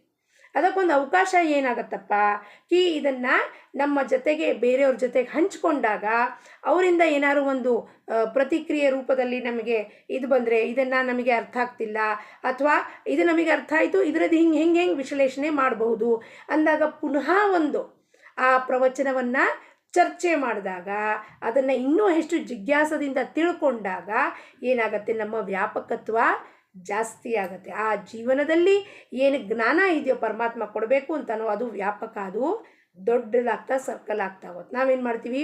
ಯಾರಿಗೂ ಕೇಳಲಿಕ್ಕೆ ಹೋಗೋದಿಲ್ಲ. ಯಾಕೆ? ನಾಚಿಕೆ. ನನಗೆ ಗೊತ್ತಾಗದೆ, ಈಗ ನನಗೆ ಗೊತ್ತಾಗಲಿಲ್ಲಪ್ಪ, ನಾನು ಗುರುಗಳಿಗೂ ಕೇಳ್ತೀನಿ, ಕುಬ್ಗಡ್ಡಿ ಮಹಾರಾಜರಿಗೆ ಕೇಳ್ತೀನಿ, ಇನ್ಯಾರೋ ಒಬ್ರಿಗೆ ಕೇಳ್ತೀನಿ, ಅರ್ಥ ಆಗ್ತಿಲ್ರಿ, ಹೇಳ್ಕೊಡ್ರಿ. ಯಾಕಪ್ಪ? ನಮಗೆಲ್ಲ ಗೊತ್ತಿದೆ ಅನ್ನೋದು ಏನೂ ಗೊತ್ತಿರೋದಿಲ್ಲ. ಒಂದು ಹೊಸ ದಿವಸಕ್ಕೂ ಗುರು ನಮ್ಮ ಮುಂದೆ ಏನೋ ಒಂದು ಜಿಜ್ಞಾಸ ನಿರ್ಮಾಣ ಮಾಡ್ತಾನೆ. ಇದನ್ನು ತಿಳ್ಕೊ. ಇದನ್ನು ತಿಳ್ಕೊಂಡಾಗ ಅರೆ ಹೌದಾ, ಇದು ಹಿಂಗಿದೆಯಾ, ಏನಪ್ಪ ಆನಂದ ಇದೆ. ನಿತ್ಯವಾಗಲೂ ನಮ್ಮಲ್ಲಿ ಜಿಜ್ಞಾಸ ಉಂಟಾಗಬೇಕು. ಅರ್ಥ ಆಗಲಿಲ್ಲ ಅಂದರೆ ಕೇಳಬೇಕು, ಅದನ್ನು ನಿರಸನ ಮಾಡ್ಕೋಬೇಕು. ಆವಾಗ ನಮ್ಮ ಪ್ರಗತಿಗೆ ಪ್ರಗತಿ ಆಗ್ತಾ ಹೋಗುತ್ತೆ. ಹೀಗೆ ಆ ಸರ್ಕಲ್ ದೊಡ್ಡದಾಗ್ತಾ ಹೋಗುತ್ತೆ. ಯಾತ್ರದ್ದು? ಶುದ್ಧವಾದ ಜ್ಞಾನದ್ದು. ಇಲ್ಲ ಅಂದರೆ ನಾವೇನು ಮಾಡ್ತೀವಿ? ಕೂಪು ಮಂಡೂಕಗಳ ಥರ ನಾವ್ಯಾಕೆ ಕೇಳಬೇಕ್ರಿ? ನಾವೇನಾದ್ರು ಒಂದು ಪ್ರಶ್ನೆ ಎಲ್ಲರ ಮುಂದೆ ಕೇಳಿಬಿಟ್ರೆ ನಮ್ಮ ಮರ್ಯಾದೆ ಹೊಟ್ಟೋಗುತ್ತೆ. ಮರ್ಯಾದೆನೇ ಹೋಗಬೇಕಾಗಿರೋದು. ಯಾಕೆಂದರೆ ಮರ್ಯಾದೆ ಉಪಾಧಿಗೆ ಸಂಬಂಧಪಟ್ಟಿರೋದು. ನನ್ನದು, ನಾನು ಡಾಕ್ಟರ್ ಇದ್ದೀನಿ, ಪ್ರೊಫೆಸರ್ ಇದ್ದೀನಿ, ನಾನು ಬಹಳ ಲಕ್ಷಾಧೀಶ್ವರ ರೀ. ಇಲ್ಲಿ ರಾಮನ ಹತ್ರ ನಿಮ್ಮ ಯಾವ ಉಪಾಧಿಯೂ ನಡೆಯೋದಿಲ್ಲ. ರಾಮನ ಹತ್ರ ನಾವು ಎಷ್ಟು ಸರಳವಾಗಿ ಮುಗ್ಧತೆಯಿಂದ ಸಣ್ಣ ಮಕ್ಕಳು ಪ್ರಶ್ನೆ ಕೇಳಿದಾಗ ಅವ್ರ ಮನಸ್ಸಿನಲ್ಲಿ ಏನಿರುತ್ತೆ? ಆ ಮುಗ್ಧತೆ ಇರುತ್ತೆ. ಇದು ತಿಳ್ಕೊಬೇಕು, ಇದೇನಿದು ಅಂತ ಕೇಳ್ತಾವೆ ಬಂದು. ಅಪ್ಪ ಇದಿದೆ ಅಂತ ಹೇಳ್ದ. ಹಾಂ ಹೌದಾ, ಸರಿ, ಅದನ್ನು ತಿನ್ಕೋತ ಹೋಗ್ಬಿಡ್ತಾವೆ. ಪುನಃ ಪ್ರಶ್ನೆಗೆ ಉತ್ತರ ಸಿಗ್ತದೆ, ಮುಗೀತು ಕತೆ. ಹಾಗೆ ನಮಗೆ ಗುರು ಹತ್ರ ಹೋದಾಗ ಆ ಮುಗ್ಧತೆ ಇರಬೇಕು, ಜಿಜ್ಞಾಸ ಇರಬೇಕು, ಉಪಾಧಿ, ಅಹಂಕಾರ, ಅಹಂಭಾವ ಇರಬಾರದು. ನಿಜವಾದ ಆನಂದವು ವಸ್ತುವಿನಲ್ಲಿರದೆ ವಸ್ತುವಿನ ಆಚೆ ಆಗಿರುತ್ತದೆ. ನಾವು ಭಗವಂತನ ಹತ್ತಿರ ಆನಂದವನ್ನೇ ಬೇಡಬೇಕು. ಅವನು ವಸ್ತು ಹಾಗೂ ಆನಂದ ಎರಡನ್ನೂ ಕೊಟ್ಟರೆ ಉತ್ತಮವೇ ಆಗುತ್ತದೆ. ಆದರೆ ಚಿರಕಾಲ ಉಳಿಯುವ ಆನಂದವು ಯಾವಾಗಲೂ ವಸ್ತುರಹಿತವೇ ಆಗಿರುತ್ತದೆ. ಒಂದು ಸ್ಟೇಷನ್ ಮೇಲೆ ಉತ್ತಮ ಪೇರು ಹಣ್ಣು ಸಿಗುತ್ತವೆಂದು ಒಬ್ಬ ಮನುಷ್ಯನು ಗಾಡಿಯಿಂದ ಕೆಳಗೆ ಇಳಿದನು. ಆ ಮನುಷ್ಯನು ಪೇರು ಹಣ್ಣು ತಿನ್ನುವ ನಾದಕ್ಕೆ ಎಷ್ಟು ಬೀಳುವನೆಂದರೆ ಅದಕ್ಕಾಗಿ ತನ್ನ ಗಾಡಿ ತಪ್ಪಿಸಿಕೊಳ್ಳುವುದಿಲ್ಲ. ಏನಪ್ಪ? ಒಂದು ಸ್ಟೇಷನ್ನಲ್ಲಿ ಬಂತು. ನಾನು ಪೇರಲೆ ಹಣ್ಣು ನೋಡಿದೆ, ಭಾಳ ಚಲೋ ಇದೆ ಪೇರಲೆ ಹಣ್ಣಪ್ಪ, ನನಗಿದು ಬೇಕು ಅಂತ ಆಸೆ ಆಯಿತು. ಗಾಡಿನ ಅವಕಾಶ ಇತ್ತು, ನಾನು ಇಳಿತೀನಿ. ಇಳಿದ್ಬಿಟ್ಟು ಅವ್ರ ಹತ್ರ ಚೌಕಶಿ ಮಾಡಿಬಿಟ್ಟು ದುಡ್ಡು ಕೊಟ್ಬಿಟ್ಟು 50 ರೂಪಾಯಿಗೆ ಮೂರೇನಪ್ಪ, ಹಾಂ ಹೌದಾ ಸರಿ ಕೊಡಪ್ಪ, ನಾ ಕೊಡ್ತೀನೋ, ಇಲ್ಲ ಕೊಡೋದಿಲ್ಲಮ್ಮ, ಆಯಿತು ಅಂದ್ಬಿಟ್ಟು ತೊಗೊಂಬಿಟ್ಟು ನಾನು ಸ್ಟೇಷನ್ ಗಾಡಿನಲ್ಲಿ ವಾಪಸ್ ಹತ್ತೀನಿ. ಪೇರಲೆ ಹಣ್ಣಿನ ಚೌಕಶಿದಲ್ಲೇ ಇಷ್ಟೊಂದು ಟೈಮ್ ವೇಸ್ಟ್ ಮಾಡ್ತೀನ? ಗಾಡಿ ಸೀಟಿ ಹೊಡಿತಿದೆ, ಹೊಡ್ಕೊಂಡ್ರೆ ಹೋಗಲಿ ಬಿಡಪ್ಪ, ಪೇರಲೆ ಹಣ್ಣು ಹೆಂಗಿದೆಯಪ್ಪ, ಎಲ್ಲಿಂದ ನೀ ತೊಗೊಂಬರ್ತಿ, ಎಷ್ಟಕ್ಕೆ ತೊಗೊಂಬರ್ತೀಯ ನೀನು, ಅಥವಾ ಅದು 50ಕ್ಕೆ 4 ಯಾಕೆ ಕೊಡೋದಿಲ್ಲ, ಅಲ್ಲಿ ನಮ್ಮ ಊರ್ನಾಗ ಇಷ್ಟು ಕೊಡ್ತಾರೆ. ಈ ಚರ್ಚೆದಲ್ಲಿ ನೀನು ಗಾಡಿ ಬಿಡೋ ಅಷ್ಟು ಮೂರ್ಖತನ ಮಾಡಿದ್ರೆ ನಮ್ಮಷ್ಟು ಮೂರ್ಖರು ಯಾರೂ ಇರುವುದಿಲ್ಲ. ಇದರಂತೆ ಆನಂದಕ್ಕೆ ಅಡ್ಡಿ ಬರುವ ವಸ್ತುಗಳ ಬೆನ್ನ ಹತ್ತುವುದೇ ಉಚಿತವಲ್ಲ. ಇದರ ಅರ್ಥ ಉದಾಹರಣೆ ಯಾಕೆ ಕೊಟ್ಟರು ಮಹಾರಾಜರು, ಹೀಗೆ ಒಂದು ವಸ್ತು ಸಿಕ್ತಿವತ್ತು ನೋಡ್ರಿ, ನನಗೆ ಆನಂದ ಸಿಕ್ಕಿದ್ರೆ ನಾನು ರಾಮನಾಮ ತೊಗೋತೀನಿ. ಯಾವಾಗ ಆನಂದ ಸಿಗುತ್ತೆ? ನನ್ನ ಮಗಳಿಗೆ MBA ಸೀಟ್ ಸಿಗಬೇಕಾಗಿದೆ, ಅದೊಂದು ಸೀಟ್ ಸಿಕ್ಬಿಡಲಿ, ನಾನು ನಾಮಸ್ಮರಣೆ ಮಾಡ್ತೀನಿ. ಆಯಿತು, MBA ಸೀಟ್ ಸಿಕ್ತು. ಮುಂದೇನಪ್ಪ, ಮಗಳೀಗ ನಮ್ಮಿಂದ ದೂರ ಹಾಸ್ಟೆಲ್ನಲ್ಲಿ ಇರ್ತಾಳೆ. ಹಾಸ್ಟೆಲ್ನಲ್ಲಿ ಇರ್ತಾರೆ ಕಣ್ರಿ, ಆಕೆ ಊಟ ತಿಂಡಿದ್ದು ಭಾಳ ಯೋಚನೆ ಆಗಿದೆ, ಏನು ಮಾಡೋದು? ಯೋಚನೆ ಮುಗಿಲಿ, ಆಮೇಲೆ ರಾಮನಾಮ ತೊಗೋತೀನಿ ನಾನು. ಹಿಂಗನ್ನೋರು ಯಾವತ್ತೂ ರಾಮನಾಮ ತಗೊಳ್ಳೋದಿಲ್ಲ. ರಾಮನಿಗೂ ನನಗೆ ಅಡ್ಡಿ ಬರುವುದು ಎಲ್ಲ ವಸ್ತು ಅಂದರೆ ಎಲ್ಲ ವಿಚಾರವನ್ನು ಅಲ್ಲಿ ಬಂದಾಗೆ ಜ್ಞಾನ ಖಡ್ಗದಿಂದ ಹೊಡೆದಾಗ್ತಾ ಹೋಗಬೇಕು. ಇದು ಅಶಾಶ್ವತ. ಆಕೆ ಹೋಗ್ತಾಳೆ ಹಾಸ್ಟೆಲ್ನಲ್ಲಿ ಇರ್ತಾಳೆ, ಊಟ ತಿಂಡಿ ವ್ಯವಸ್ಥೆ ಮೆಸ್ಸಲ್ಲಿ ಮಾಡಿರತ್ತೆ, ಆಕೆ ಪಾಡಿಗೆ ಆಕೆ ಇರ್ತಾಳೆ, ನನ್ನ ಪಾಡಿಗೆ ನಾನು ರಾಮನಾಮ ತೊಗೊಂಡ್ರೆ ಆಕೆಗೆ ಅನುಕೂಲ ರಾಮ ಮಾಡಿಕೊಡ್ತಾನೆ. ಅದ್ರ ಬಗ್ಗೆ ನಾನು ಚಿಂತೆ ಮಾಡಬಾರ್ದು. ನಮ್ಮದು ವಿರುದ್ಧ ಇರುತ್ತೆ, ನಾವು ಅವ್ರ ಬಗ್ಗೆ ಚಿಂತೆ ಮಾಡ್ಕೋತಾ ರಾಮನ ಸೈಡಿಗೆ ಹಾಕ್ಬಿಡ್ತೀವಿ. ಬಿಡಪ್ಪ ರಾಮ, ಈಗ ಸದ್ಯಕ್ಕೆ ನನಗೆ ಟೈಮ್ ಇಲ್ಲ. ಯಾರೋ ಒಬ್ಬರು ಅಂದರು, ಈಗ ಸದ್ಯಕ್ಕೆ ನನಗೆ ಭಾಳ ಪ್ರಾಬ್ಲಮ್ ಇದೆ ರೀ, ಸತ್ಸಂಗಕ್ಕೆ ಬರ್ಲಿಕ್ಕೆ ಆಗೋದಿಲ್ಲ. ಹೌದಾ, ಏನು ಪ್ರಾಬ್ಲಮ್ಮು? ಬರ್ರಿ, ಸತ್ಸಂಗದಾಗ ಬಂದರೆ ರಾಮನೇ ಪ್ರಾಬ್ಲಮ್ ದೂರ ಮಾಡ್ತಾನೆ. ಇಲ್ಲ ನಿಮಗೆ ಗೊತ್ತಿಲ್ಲ, ನನಗೆ ಭಾಳ ಪ್ರಾಬ್ಲಮ್ ಇದೆ ಅಂದರೆ ನಿಮ್ಮ ಪ್ರಾಬ್ಲಮ್ಮು ದೂರ ಆಗಲ್ಲ, ನೀವು ರಾಮನ ಯಾವತ್ತೂ ಪ್ರೇಮನೂ ಮಾಡೋದಿಲ್ಲ. ಆನಂದ ಪ್ರಾಪ್ತ ಕೊಡುವ ಸಂಗತಿಗಳ ಬಗ್ಗೆ ನಾವು ವಿಚಾರ ಮಾಡೋಣ ಹಾಗೂ ನಾಮಸ್ಮರಣೆಯಲ್ಲಿಯೇ ಇರೋಣ. ಈ ಆನಂದ ಕೊಡುವ ಸಂಗತಿ ಯಾವುದಪ್ಪ? ಸತ್ಸಂಗ, ಸದ್ಗ್ರಂಥ ವಾಚನ, ಇದು ಪುರಾಣಗಳು. ಈಗ ನಾವು ಭಾಗವತ ಇದೆ, ಭಗವದ್ಗೀತಾ ಇದೆ, ದಾಸಬೋಧ ಇದೆ, ನಿಜಾತ್ಮಬೋಧ ಇದೆ, ಮತ್ತು ಅಭಂಗಗಳಿದ್ದಾವೆ. ಇದನ್ನೆಲ್ಲ ಓದ್ಕೋತಾ, ಉಪನಿಷತ್ಗಳು ಇವೆಲ್ಲ ಓದ್ಕೋತಾ ಹೋದಾಗ ಏನಾಗುತ್ತಪ್ಪ, ನಮಗೆ ಸಂಗತಿ, ಸತ್ಯದ ಸಂಘದಲ್ಲಿ ಸದಾಕಾಲ ಇರ್ತೀವಿ ನಾವು. ಸತ್ ಅಂದರೆ ಏನು? ಆ ಸತ್ ಅಂದರೆ ಸದ್ವಸ್ತು, ಪರಬ್ರಹ್ಮ ವಸ್ತು ಜೊತೆಗೆ ಯಾವಾಗಲೂ ಸತ್ಸಂಗದಲ್ಲಿ ನಾವು ಈಗ ಇದರಲ್ಲಿ ಆನ್ಲೈನಲ್ಲಿ ಇರಲಿಕ್ಕೆ ಆಗೋದಿಲ್ಲ, ಅಥವಾ ಎಲ್ಲೋ ಪ್ರವಚನಕ್ಕೆ ಹೋಗ್ಲಿಕ್ಕೆ ಆಗ್ತಿಲ್ಲ ನಮಗೆ. ಅವಾಗ ಏನು ಮಾಡಬೇಕು? ಮನೆಯಲ್ಲೇ ಸದ್ಗ್ರಂಥ ವಾಚನ ಮಾಡಬೇಕಂದ್ರೆ ನೀವು ಯಾರ ಜೊತೆಗೆ ಇರ್ತೀರ ಅವಾಗ? ಸತ್ ಜೊತೆಗೆ, ರಾಮನ ಜೊತೆಗೆ, ಆ ಕೃಷ್ಣನ ಜೊತೆಗೆ ಸದಾಕಾಲ ಇರ್ತೀವಿ. ಆಗ ನಮ್ಮ ಮನಸ್ಸೆಲ್ಲ ಹೋಗುತ್ತೆ, ಕೃಷ್ಣ ಹಿಂಗೆ ಮಾಡ್ದ ಗೋಕುಲದಲ್ಲಿ, ಆಕೆ ವಸ್ತ್ರ ಎಲ್ಲ ಕಳ್ಕೊಂಡು ಹೋದ, ದ್ರೌಪದಿಗೆ ಅಕ್ಷಯ ಮಾಡ್ದ ವಸ್ತ್ರ, ಮತ್ತು ಆ ಮುದುಕಿ ಬಂದಿರ್ತಾಳೆ ಹಣ್ಣು ಮಾರಲಿಕ್ಕೆ, ಅವಳಿಗೆಲ್ಲ ಎಷ್ಟು ಇದನ್ನು ಕೊಟ್ಟ, ವಜ್ರ ವೈಡೂರ್ಯವನ್ನು ಕೊಟ್ಟ, ಹೆಂಗೆ ಕೊಟ್ಟಪ್ಪ ಅವನು ಅನ್ನೋದನ್ನು ವಿಚಾರ ಚಕ್ರ ಶುರುವಾಗುತ್ತೆ.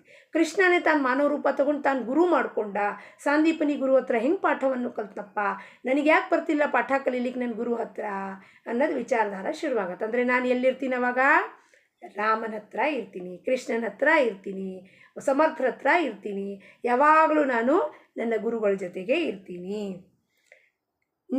ನಿನ್ನೆಯ ಆದದ್ದರ ಬಗ್ಗೆ ದುಃಖ ಪಡಬಾರದು, ನಾಳೆ ಏನು ಆಗುತ್ತದೆ ಎಂಬುದರ ಚಿಂತೆ ಮಾಡಬಾರದು.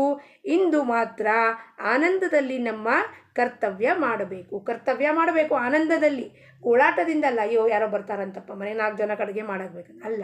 ಬನ್ನಿ, ನಮ್ಮಲ್ಲಿ ಏನಿರುತ್ತೋ ಇವತ್ತು ಅನ್ನ ಸಾರು ಪಲ್ಯ ಅದನ್ನು ಹಾಕೋಣ. ಭಾಳ ಭಕ್ಷ್ಯ ಪೂಜೆ ಮಾಡಲಿಕ್ಕೆ ಆಗೋದಿಲ್ಲ ನನ್ನ ಕೈಲಿ.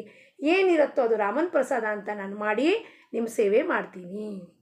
ಮತ್ತು ನೆನ್ನೆ ಬಗ್ಗೆ ಯೋಚನೆ ಮಾಡಬಾರ್ದು. ಅಯ್ಯೋ ನೆನ್ನೆ ಏನಾಗಿತ್ತಪ್ಪ, ನಾಳೆ ಏನಾಗುತ್ತೆ ಗೊತ್ತಿಲ್ಲ. ನೆನ್ನೆ ಆಗಿದ್ದು ಯೋಚನೆ ಮಾಡಬಾರ್ದು, ನಾಳೆ ಏನಾಗುತ್ತೆ ಅದ್ರ ಬಗ್ಗೆ ಚಿಂತೆ ಮಾಡಬಾರ್ದು. ಇವತ್ತು ಈ ಪ್ರೆಸೆಂಟ್ ಮೂಮೆಂಟಲ್ಲಿ ಏನು, ಈಗ ಈ ಪ್ರವಚನವನ್ನು ಮಾಡಬೇಕಾಗಿದೆ. ವಿವರಣೆ ನಿರೂಪಣಾ ಅವರ ಕೃಪೆಯಿಂದ, ಸದ್ಗುರು ಕೃಪೆಯಿಂದ ಮಾಡ್ತಾ ಇದ್ದೀನಿ, ಮಾಡಬೇಕು. ಇದಷ್ಟೇ ಕೆಲಸ ಇರೋದು. ಇದರಲ್ಲಿ ಏನಾಗ್ತಿದೆ? ಆನಂದ. ಯಾವ ಕೆಲಸ ಮಾಡೋದ್ರಿಂದ ನಮಗೆ ಆನಂದ ಆಗುತ್ತೋ ಅದು ಮುಕ್ತವಾಗಿ ಮಾಡ್ತಿರ್ಬೇಕು. ಯಾವ ಕೆಲಸ? ಈ ಕೆಲಸ ಇದು ಮಾಡೋದ್ರಲ್ಲಿ ನನಗೆ ಪ್ರೇಮ ಇದೆ. ಯಾರ ಬಗ್ಗೆ ಪ್ರೇಮ? ರಾಮನ ಬಗ್ಗೆ ಪ್ರೇಮ, ಮಹಾರಾಜರ ಬಗ್ಗೆ ಪ್ರೇಮ, ಸದ್ಗುರು ಬಗ್ಗೆ ಪ್ರೇಮ. ಅವನು ಕೊಟ್ಟಿರೋ ಕೆಲಸವನ್ನು ಮಾಡುವಾಗ ಆನಂದದಲ್ಲಿ ಅವನು ಹೇಳಿದ್ದಾನೆ ಈ ಕೆಲಸ ಮಾಡಬೇಕು. ಹೇಳಿದ್ಮೇಲೆ ಏನೋ ಗುರು ಹೇಳಿದ್ಮೇಲೆ ಏನು ಮುಗಿದೋಯ್ತು ಕತೆ. ಗುರುವಾಜ್ಞೆ ಪ್ರಮಾಣ. ಅವನು ಒಮ್ಮೆ ಹೇಳಿದ್ಮೇಲೆ ಇದನ್ನು ಮಾಡಬೇಕು ಅಂದಮೇಲೆ ಇದನ್ನು ಮಾಡುವಾಗ ನನಗೆ ಗುರು ಹೇಳಿದ್ದಾನೆ ಮಾಡಲಿಕ್ಕೆ ಅನ್ನೋದು ಆನಂದ ಏನಿರುತ್ತೋ ಅದಿಲ್ಲಿ ವ್ಯಕ್ತ ಆಗಬೇಕು. ಅಂದರೆ ನಾನೇನಿರ್ತೀನಿ, ಅಯ್ಯೋ ಹೇಳಿಬಿಟ್ಟಿದ್ದಾನೆ, ಇದು ನನಗೆ ಬರ್ತಿಲ್ಲ, ಹೆಂಗೆ ಹೇಳಬೇಕು, ಗೋಳಾಟ, ಯಾರು ಕೇಳ್ತಾರೆ ಯಾರು ಕೇಳೋದಿಲ್ಲ, ಅದು ಮುಂದಿನ ಚಿಂತೆ ನನಗೆ ಬೇಕಾಗಿಲ್ಲ. ಯಾಕೆ? ಯಾರು ಕೇಳ್ತಾರೋ ಬಿಡ್ತಾರೋ ಅದೂ ರಾಮನಿಚ್ಛೆ. ಕೇಳೋರು ರಾಮ, ಕೇಳಿಸ್ಕೊಳ್ದೇ ಇರೋರು ರಾಮ ಅಂದಮೇಲೆ ಅದು ರಾಮನಿಗೆ ಮುಟ್ಟತ್ತೆ, ರಾಮನಿಗೆ ಸಮರ್ಪಣೆ. ಅಂದಮೇಲೆ ನಾನು ಈ ಕ್ಷಣಕ್ಕೆ ಎಲ್ಲಿದ್ದೀನಿ? ಮಹಾರಾಜರ ಪ್ರವಚನದಲ್ಲೇ ಇದ್ದೀನಿ, ಮಹಾರಾಜರ ಜೊತೆಗಿದ್ದೀನಿ. ಅವ್ರು ಹೇಳ್ತಿರೋದು ಒಂದೊಂದು ಪದದಲ್ಲಿ ಅವ್ರು ಏನು ಹೇಳ್ಕೊಡ್ತಿದ್ದಾರೋ ಆ ಶ್ರವಣವನ್ನು ಮಾಡಿ ನಾನು ಹೇಳಿದ್ದು ನಾನೇ ಪದೇ ಪದೇ ಕೇಳಿಸ್ಕೊಂಡು ಏನಪ್ಪ ನಿನ್ನ ಹೊರತಾಗಿ ಎಲ್ಲೂ ಆನಂದ ಇಲ್ಲ ಅಂತ ಒಮ್ಮೆ ಗಟ್ಟಿಯಾಗಿ ಅವನನ್ನು ಹಿಡ್ಕೊಂಡ್ರೆ ಯಾವತ್ತೂ ಅವನ ಪಾದ ಬಿಡಲಿಕ್ಕೆ ಸಾಧ್ಯತೆಯೇ ಇಲ್ಲ. ಇದೇ ಜೀವನ ಪ್ರತಿಯೊಂದು ಅನುಭವದಲ್ಲಿ ತೋರಿಸ್ಬಿಟ್ಟಿದೆ. ಈ ಸಂಸಾರ ಅಂದರೆ ದೊಡ್ಡ ಪ್ರಯೋಗಶಾಲೆ. ಇಲ್ಲಿ ತೋರಿಸ್ಬಿಡ್ತು ಏನಪ್ಪ, ಇದೂ ಶಾಶ್ವತ ಅಲ್ಲ, ಇದೂ ಶಾಶ್ವತ ಅಲ್ಲ, ಆಪ್ತೇಶ್ವರು ಶಾಶ್ವತ ಇಲ್ಲ, ಯಾರೂ ಶಾಶ್ವತ ಇಲ್ಲ. ದುಃಖದಲ್ಲೆಲ್ಲ ಬಿಟ್ಟು ಹೋಗ್ತಾರೆ, ಸುಖದಲ್ಲಿ ಅಚ್ಚ ಅಚ್ಚ ಅಂತ ಬಟರ್ ಹಚ್ತಾರೆ.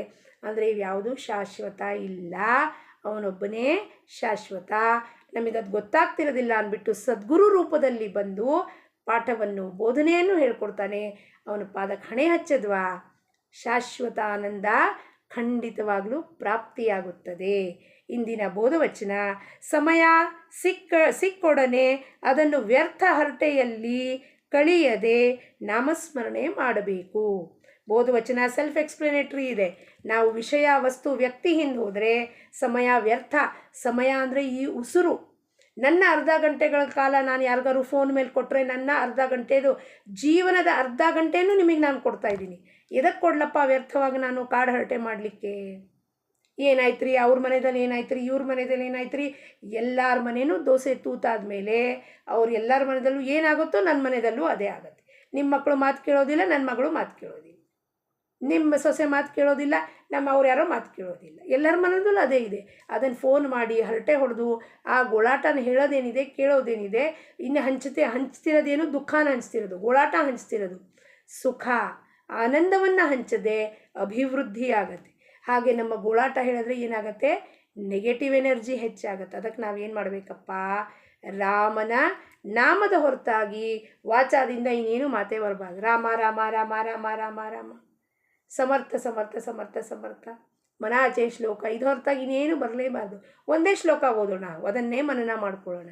ದಿವಸ ಇಡೀ ಕಾಲ 24 ಗಂಟೆಗಳ ಕಾಲ ರಾಮನ ಜೊತೆ ಇರೋ ಅವಕಾಶ ರಾಮ ಮಾಡಿಕೊಟ್ಟಿದ್ದಾನೆ ಅಂದಮೇಲೆ ನಾವು ಆ ಮನುಷ್ಯ ಜನ್ಮನ ಉಪಯೋಗಕ್ಕೆ ತರಲೇಬೇಕು. ಅರ್ಧ ಗಂಟೆ 1 ಗಂಟೆ ವ್ಯರ್ಥ ನಿಮ್ಮ ಜೊತೆ ಮಾತಾಡಿದ್ರೆ ನನ್ನ ಉಸಿರನ್ನು ನಿಮಗೆ ಕೊಟ್ಟಂಗಾಗತ್ತೆ. ನನ್ನ ಉಸಿರು ನಿಮಗೆ ಕೊಟ್ಟರೆ ನನಗೇನು ಸಿಗತ್ತೆ? ಏನೂ ಸಿಗುವುದಿಲ್ಲ. ಉಸಿರು ಬಹಳ ಇಂಪಾರ್ಟೆಂಟ್ ಇದೆ. ಉಸಿರು ಇರೋದಕ್ಕೆ ಇವತ್ತು ನಾನು ಬದುಕಿರೋದು. ಆ ಉಸಿರು ಕೊಟ್ಟಿರೋರು ಯಾರು? ಪರಮಾತ್ಮ, ಸದ್ಗುರುನಾಥ. ಯಾರ ಸಲುವಾಗಿ ಬಳಸಬೇಕು? ಅವನ ಸಲುವಾಗಿ ಬಳಸಬೇಕು. ಜಾನಕಿ ಜೀವನ ಸ್ಮರಣ. ಜೈ ಜೈ ರಾಮ್.